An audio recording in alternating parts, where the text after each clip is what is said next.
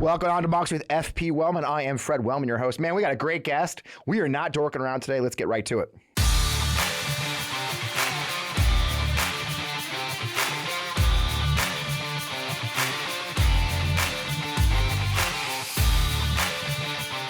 We're back, and there's so much going on in D.C. We had a fun day today trying to book our guest. Congressman Dan Goldman fit us in. He's literally in the cloakroom, so he looks like he's in a phone booth. It's because he is. Sir, it's great to have you with us, Congressman. Actually, if you don't know him, he represents the New York's 10th District, covering parts of Manhattan and Brooklyn. Former federal prosecutor for, I believe, 10 years. So you've been, before running for office, you were the lead counsel on the first impeachment of Donald Trump. So you bring some chops to things like impeachment hearings. I guess we'll start there. You know, yesterday was insane, right? I mean, they started their impeachment inquiry with no vote. You pointed it out very quickly. Is this really an impeachment inquiry, or is it something else? Well, it's one of those things where, you know, you can dress up a pig any way you want it, but right. It's still a pig. And that's what this is. You can call this a 9-month investigation, whatever you want to call it. But the reality is that it should be handled by the Department of Justice in an investigation against Hunter Biden. That's what has been going on. This should not be an investigation in Congress because they've had plenty of time to cultivate and develop evidence. Yep. And there just is no evidence right now linking Joe Biden to any wrongdoing whatsoever. So it's become at this point a pure fishing expedition in a desperate attempt to find anything that they can pin on President Biden. And it's all being done at the direction of Donald Trump for his own political benefit. You know, you mentioned that impeachment that I worked on in 2019. You know, the irony, of course, is that this is the exact investigation that Donald Trump tried to extort President Zelensky to do and withheld military assistance that we now know how much Ukraine needs it in order to get that done. President Zelensky, a new president in a country that was under invasion by Russia, desperate for support, both financially and, symbolically from the United States, said no. But House Republicans cannot say no to Donald Trump, and that's why we are where we are. Yeah, you pointed out, I think there's no witnesses. There was no fact witnesses yesterday, right? There was opinions. And as well, your colleagues held to the sign, where's Rudy, right? Where is, you pointed out the number of the witnesses. Devin Archer wasn't there because when he did show up, it blew up their arguments, right? And I think that's a key, right? There just aren't actually factual witnesses or any actual factual evidence at this point, is there? No, and that was one of the points I made is, you know, you're having your first hearing of what you call an impeachment inquiry, and they've gone to great pains to say that it is not an actual impeachment process. It's just an inquiry. Well, I did an impeachment inquiry with the House Intelligence Committee, and we brought in 17 fact witnesses. We had public hearings with 12 fact witnesses who had direct knowledge of the conduct that we were investigating. You have your first hearing, and you bring in witnesses who know nothing about the actual conduct. And worse yet, you bring in witnesses who acknowledge that you don't have evidence to support your argument. So it was a complete bust for them. But I think, you know, and I predicted this at the beginning, that this is ultimately going to boomerang back against them. Because it is going to come out that this is a complete abuse of their power for political purposes for Donald Trump. And that is all this is.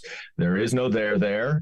And I think it's time that we move on. Yeah. And I think what's interesting to me, I'm a comms guy professionally, and the way they keep using the numbers, like look at the 700 pages of evidence, right? And the Biden family. I think you pointed out, one of your colleagues pointed out, they keep using the term Biden family, and just to gaslight the fact that there's no proof that Joe Biden is it. It does feel like it's that throwing spaghetti against the wall kind of technique, just to muddy the. I mean, like you said, this isn't actually a criminal inquiry. It's really a gaslighting and propaganda movement, isn't it? Gaslighting is the right word, and that's exactly what they say. You will hear them recite types of materials that they have received as part of their investigation, as if the quantity of materials means that there is actually evidence of wrongdoing. the reality, of course, is you can have as much evidence as you want, but if none of it shows or proves any wrongdoing, then it's useless. And so what I said and what we believe is it's not a function of them not getting materials that they've asked for. Those materials just don't support their conclusions. Yep. And so instead, what they need to do and what they are doing is they're just lying. They are gaslighting the American people. And I'll give you two examples that really jump out to me. The first is this most recent thing that happened this week where they cited, $250,000 of wire transfers from a Chinese businessman to Hunter Biden. The account that it went into for Hunter Biden has the address of Joe Biden, which Hunter used as his permanent address for a period of time after he got divorced. Right. They are trying to say that because the bank account of Hunter Biden had his father's address, that somehow that means his father was involved in this. It's preposterous. Right. It shows nothing. And then the even more embarrassing part is you saw a couple days ago when Chairman Jason Smith of the Ways and Means Committee holds a press conference because they released 700 pages of private confidential information related to Hunter Biden or related to an ongoing investigation that there is a process to do it, but it was very invasive to a private citizen, and it also potentially undercuts an ongoing investigation. But they released that. And he gets up there and he points out a couple of different documents to show the corruption of Joe Biden and the White House. Yet those documents are dated 2017. Joe Biden was certainly not president and was not vice president. So, and they're talking about how the DOJ intervened in this investigation of Hunter Biden because they prevented the investigators from going after Joe Biden, and that's just President Biden intervening. The emails that they cite are from 2020 when Donald Trump was president, and it was the Trump Justice Department. So this is all part of their effort to essentially trick the American people into believing there's a there when there isn't. And I was very proud to be, one of the Democratic members yesterday, because I think in total, we all were able to do a really good job of pointing out the absurdity of this investigation, and especially at the time where they single-handedly are taking us into a shutdown that is going to impact millions and millions of American lives. Right. The priorities are shocking, isn't it? It is all just propaganda and gaslighting. And that's probably a great place to transition. That's why you're sitting in the cloakroom right now, is they're trying to pass some CRs. I mean, this shutdown, I've been through a few. I was in the Army for 22 years. I was briefly a government contractor and an advocate on the Hill for 10 years, during the last one. I know deeply how bad this can be. And no one seems to understand the second, third, fourth. But in the end, this is a GOP shutdown against their GOP, isn't it? It seems like we're just sort of being observers in this one, aren't we, sir? There are, I would say, at least 350 members of the House, 435 members of the House of Representatives, who would happily vote and sign on to the Senate CR that they have announced. Yeah. But the reality is that there's a small minority of the Republican Party that has captured and controls the whole party. And they are holding the Republican Party and the Speaker McCarthy hostage for their own extreme views. And they are now trying to pass a continuing resolution, Fred, that has draconian cuts. Now, this is after 2/3 of them voted for a Fiscal Responsibility Act that raised the debt ceiling, that set top line limits for the appropriations bills. Right. This is almost 10% below the deal they already made. Wow. So it's not just that it's extreme. It's not just that they want to cut services. They want to cut childcare. They want to cut education by 80%. They want to slash so many programs that Americans need and depend on, but they're actually going back on their own word and their own votes. And they're doing that all just to try to hold the whole government hostage to get their extreme views passed. Yeah, and the callousness of it is what shocked me. I saw an interview yesterday with one of your colleagues on the Republican side, who, actually two, I think Ralph Norman was one of them. Just this callous nature of, well, nobody's going to feel sorry for federal workers being furloughed, or we're going to get paid, but I think Ralph Norman went on TV yesterday and said, well, I didn't write the Constitution, we still get paid. It's just, there's a callousness that I think there's an extra cruelty to this, where they don't care that millions of people, and like I said, I've been on the receiving end as a veteran, especially. It's brutal. I'll say my former wife and my daughter own a small business in Fredericksburg, Virginia.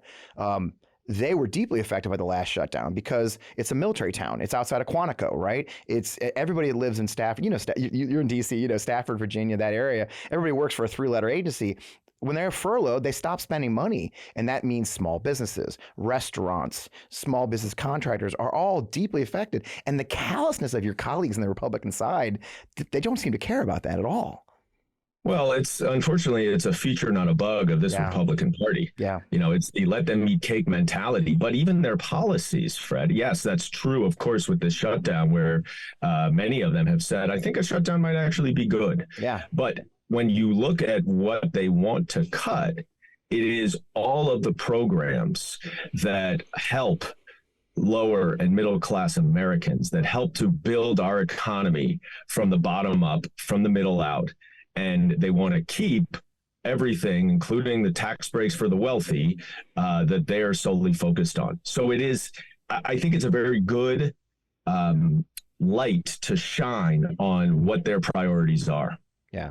When they got elected, I did a show after the midterm, and I said, for it's bad, but by the same token, we're going to give America a demonstration every day of what Republican rule could look like if they take even more power, right? They take the Senate. And I think they've proven me pretty smart. I think Matt would say, my God, and you're living it. I don't, to be candid, I don't know how you sit up there every day and see the madness and the dysfunction. How do you manage your sanity? Well, you got to keep your eye on the ball. Yeah. And, one of the things I learned as a prosecutor investigating cases, doing trials, is there's going to be a lot of adversity. There's going to be a lot of noise. But you got to keep your focus on what your job is and what the objective is. And our objective right now in the House is two things. One is we are advocating for the American people. That is our focus. That is our center. Everything flows from there. Everything that we are trying to do is to help the majority of Americans who need a little boost, who need a little help, who need a little aid, who could use a little extra opportunity just to pursue the American dream and to succeed in this great country. We are also defenders of democracy right now, because there is an absolute authoritarian strain running through the Republican Party, spearheaded, of course, by Donald Trump, who remains in control of that party. And we have to stand up for that. And then the other thing we're doing, which we have to do because you see the problems with us not being in the majority. We are very focused right now on flipping back the House so that the Democrats can be in control and we can have the historic congressional term like we had the last time Democrats were in control, where we passed an incredible infrastructure law. We passed more climate energy subsidies than ever, gun control, manufacturing incentives, semiconductors, technology, the list, we're reducing the price of insulin to $35. There's so much that Democrats were able to accomplish. And when you compare it to what the Republicans are doing right now, they've done nothing. Right. They've done nothing. They are incapable even of getting their own house in order. And they certainly are incapable of dealing with a divided government and actually working to solve problems for the American people. And that's the thing. Everything they've passed has never gone before the Senate. No law. I think Kevin McCarthy said he had like 10 priorities. I believe not any of them have passed. And so we sit there. They sit there battling. But they're not even trying. Right. I mean, that's the thing is their whole objective. I mean, it's kind of pathetic. They clap after every vote that passes at this point, because they've had so many that have failed. That is incredibly unusual, as Speaker Pelosi said last week, when they failed to pass the rule a couple times. Right. You know, that never ever happened in her 15 years as Speaker. And she said, I thought so perfectly. She said, "Yeah, we were really not into that." And it's so right. But they now are clapping when they're passing their extreme bills that have no chance of becoming law. Yeah, I mean, it's basic 101. I think one of the things I talk about a lot in the show is it's not just malevolence, because they are malevolent, I'm sorry to say, but by the same time, they're also super incompetent. I mean, the one rule I always knew, all the years I worked with Congress, both when I was in uniform as a lobbyist and an advocate, was you don't go to a vote without having the votes, right? Like the speaker, I mean, that's one thing Pelosi never did. Pelosi was a master of, she knew her votes, she knew her whip, and it just seems like they can't even whip their own caucus, and they had these votes and they fail. It's incompetence, isn't it? You know, yeah, look, and I'm no fan of Speaker McCarthy. I don't think he's very effective, but there is a portion of his conference that would be more than happy for this place to burn down.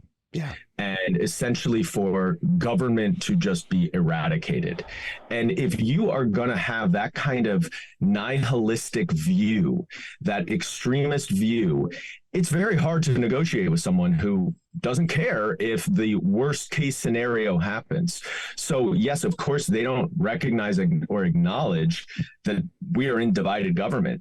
And for anything to get done, they are going to have to work with Democrats. Maybe they don't want to work with House Democrats, but they're going to have to work with Senate Democrats who are in the majority. They're going to have to work with the Democratic president of the United States. And they just are unwilling to engage in that conversation. Yeah, so there's absolutely no government being done. And one of the things I wanted to pull out, you actually put a statement out with yesterday, and it kind of made me think, and it goes to what we were just talking about, this malevolence and incompetence, the Amtrak cuts.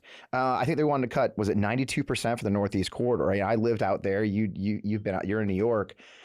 And when I walked away from your statement on that was, why? Do you know what I mean? It's like, is it an own the libs thing? Because that's all liberals, you know, what is the goal behind cutting 92% of the funding for the Northeast corridor, the busiest train corridor in America?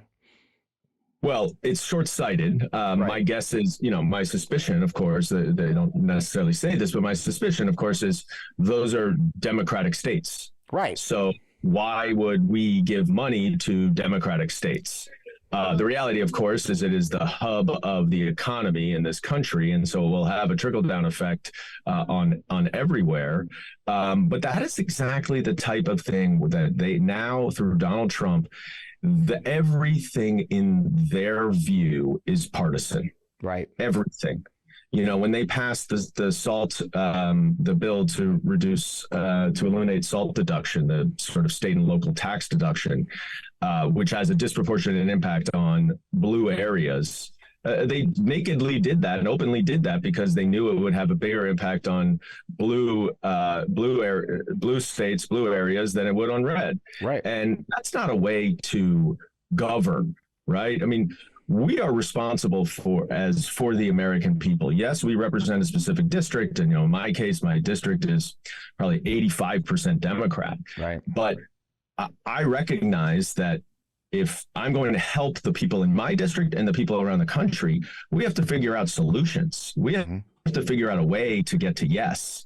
And we have to figure out a way to solve problems. And they just have no interest in that. Right. And so we're not actually serving. By the way, Fred, just to add one thing, it's really the House Republicans, because what you see in the Senate is much more bipartisanship. Yeah. And you see that, you know, with this continuing resolution that, you know, looks like they're now trying to amend it a little bit, which might be complicated, but they had, you know, they had, I think, 77 votes in support of moving forward with a bipartisan continuing resolution. So it is not, and I want to be clear, it is not all Republicans. It is a few extreme Trump-controlled Republicans in the House of Representatives. And I go back to the pandemic when we heard Jared and Trump decide they didn't want to worry about New York. I don't know if you know, I actually ran a COVID field hospital in New York City in the early part of the pandemic, and I watched that unfold as, you know, they said, well, it's just New York, and now here we are now. There's this idea that some Americans aren't worth being serviced by their government. That's a terrifying. And by the way, whenever there's a disaster, they run to FEMA. They run to the federal government as fast as they possibly can to get help. Yeah, and I want to pull a thread. You did mention gun violence, and it is important because you were one of the ones that called for it. President Biden this week announced the gun violence, Office of Gun Violence. Really incredible. I know that you were one of the ones with Maxwell Frost back in April who called for that. It must feel good to see that come to fruition. What does that mean? I mean, what is this new initiative by President Biden that you've been a champion for, especially as a former federal prosecutor? Gun violence. What does this mean for us, and what does that mean for what you're trying to accomplish? It's a great accomplishment and a great step because it can now centralize all of the federal government's efforts to curb the epidemic and public health emergency of gun violence. Yes. Because gun violence is now the leading cause of death among children in America. Almost every child has active shooter drills. When you and I went to school, we had fire drills. Yep. Now they have active shooter drills. My son in kindergarten last year had an active shooter drill, and he came home and he didn't understand why. He didn't understand what it was about. But it is, and that is something that is not Republican, not Democrat. That is American. And that's why you see such overwhelming majorities in support of common sense gun safety legislation. Yeah. 91% of Americans support background checks. Yeah. And yet the Republicans refuse to pass it. And if there is no better example of the control of special interests than the gun lobby and gun safety legislation. And so, part of what we are advocating for in Congress here is nothing about eradicating the ability to own weapons, to own guns. Yes, we don't think that there should be weapons of war that are owned by civilians, but we just think it should be a regulated industry. Like you would have to get a driver's license to drive, and so many other licenses just essentially go through a process where you can be vetted, where we can make sure that there are regulations to store guns safely. We can make sure that guns do not fall in the hands of people under substance abuse or mental health, but who have due process. This is just basic stuff that is designed just for protection, not to infringe on anyone's right to possess a weapon. And what I'm excited about this office is that it can really centralize a whole of government approach, because there is a public health aspect to this. There is a Department of Education aspect of this with schools. There is obviously an ATF and law enforcement aspect of this. And to have it all centralized out of one place can make everything much more efficient, much more effective, and can be a real meaningful advocate for this incredibly important issue. Yeah, and it's an important issue to Gen Z. It's an important issue to the gun generation who's grown up. That the active shooter generation, right? And that's why Maxwell's leadership has been so great. As the only Gen Z member of Congress, he's been advocating for this for 10 years. This is his calling, and I was really proud to be able to support him and ride along with him in pushing for this. Yeah, I had David Hogg on the show about a month ago, and it's just this remarkable generation, and which tends me to, I think the last thing I'll talk to before I let you go is, we see a lot of hand wringing among our peers, within the Democratic caucus and the Democratic Party about the upcoming election and the future.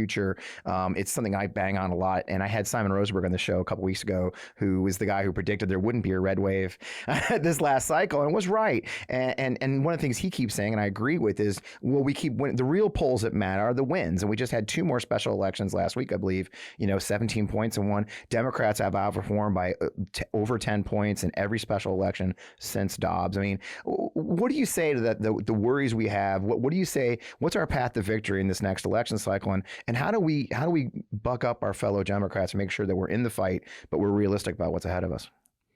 We got to focus on the issues. We got to focus on governance. We have to focus on the things that matter to the American people.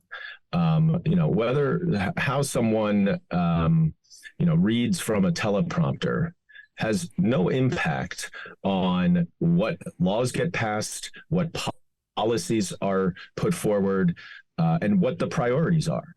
And the distinction and the paradox between the last Congress with Democrats in control and this Congress where the House Republicans are in control is so stark that that is what people are voting on.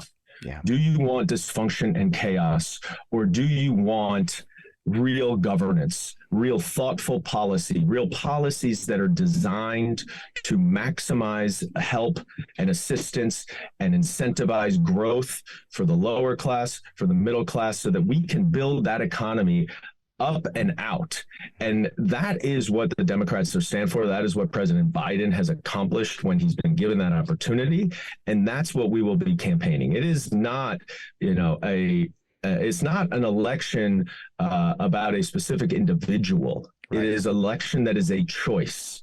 You are making a choice between democracy and authoritarianism. You are making a choice between safety and danger. You are making a choice between the lower middle class and the Americans who are just looking for that opportunity to pursue the American dream, or the wealthy corporations and wealthy Americans who have benefited from all that this country has to offer. So I think we will be out there really, really banging the drum about the stark difference between these two parties right now. Yeah, and I think that's where people like us come in here, the MeidasTouch network and the community around the On Democracy community, which is we're going to weigh out the chaos. We're reminding people. I think people have gotten comfortable in the last 2 years, 3 years, forgetting just how chaotic it was for a while there. We had daily briefings talking about bleaching or putting bleach in our veins and stuff. I think it's easy to forget. People have got a rose-colored glass approach and short memories of the chaos. I think a lot of us who are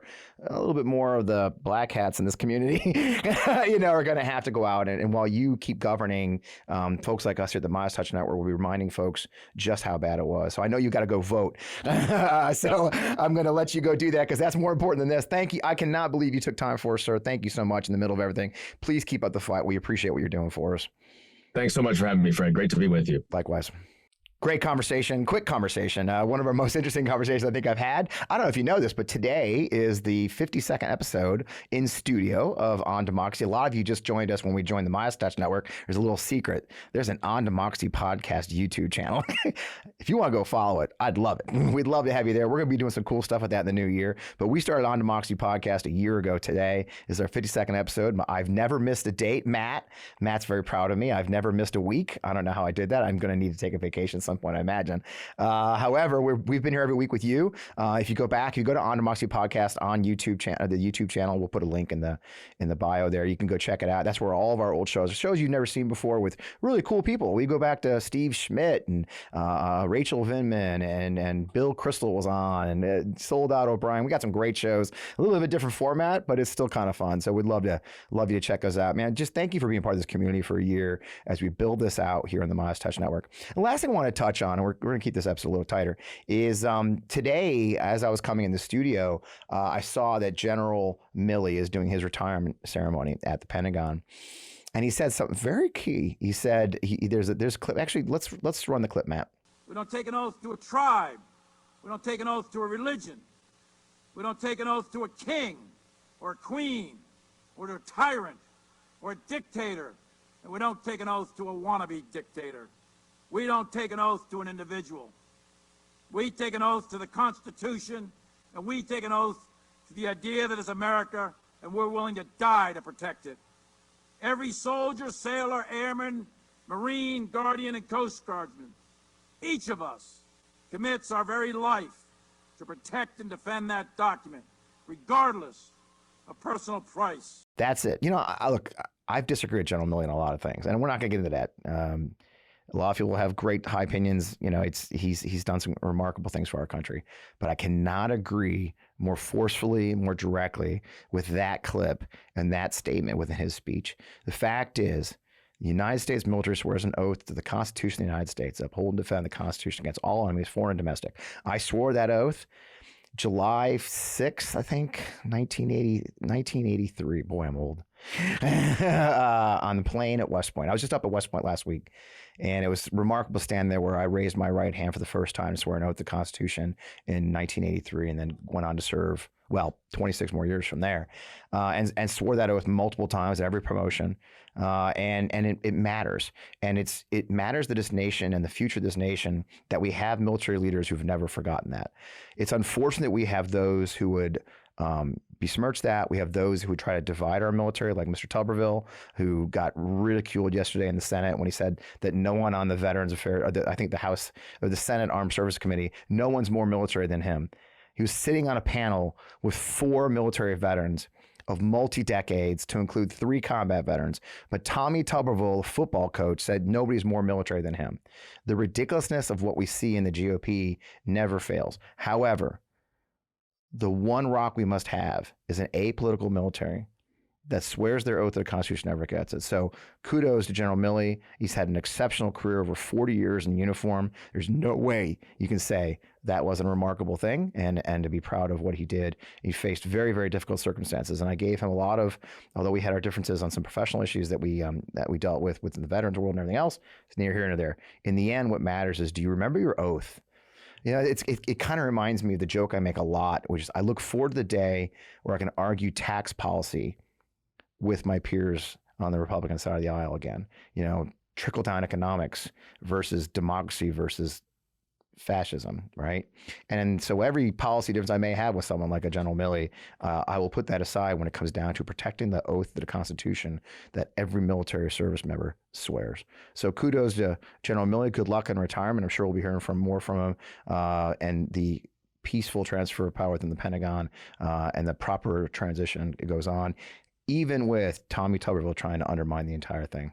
So, as always, thank you for joining the show. I hope you enjoyed this one. It was kind of a special one. For the background, I'll give you the inside scoop. The inside scoop is that we probably changed the schedule on this interview about, 5 times?